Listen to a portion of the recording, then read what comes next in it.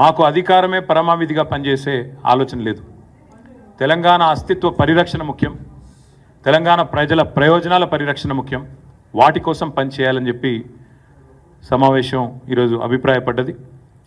ఇందాక నేను చెప్పినట్టు ఈ 25వ సంవత్సరం సిల్వర్ జూబ్లీ ఉత్సవాలు, రజతోత్సవాల్ని సంవత్సరం మొత్తం కూడా ఒక సంవత్సరం పాటు నిర్వహించాలని చెప్పి కూడా స్థూలంగా ఒక ఆలోచనకు వచ్చినాం.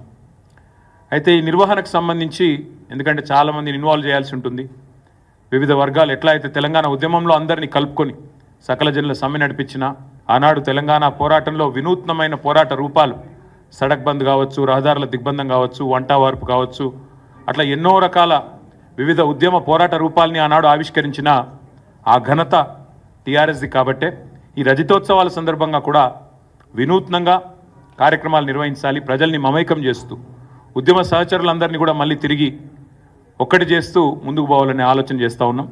దానికి సంబంధించి రాబోయే వారం రోజుల్లో పెద్దలు కేసీఆర్ గారు కొన్ని కమిటీలను కూడా, ఎందుకంటే ఈ ఉత్సవాల నిర్వహణకు కొన్ని కమిటీల అవసరం కూడా ఉంటుంది కాబట్టి, మరి కొంతమంది సీనియర్ నాయకులతో, పార్టీ ముఖ్యులతో, అదేవిధంగా పార్టీ ఏతర వ్యక్తులతో, తెలంగాణ ఉద్యమంతో పెనవేసుకొని అనుబంధం ఉన్న వ్యక్తులతో కూడా కొన్ని కమిటీలను కూడా ఈ రాబోయే వారంలో ప్రకటించబోతా ఉన్నాం.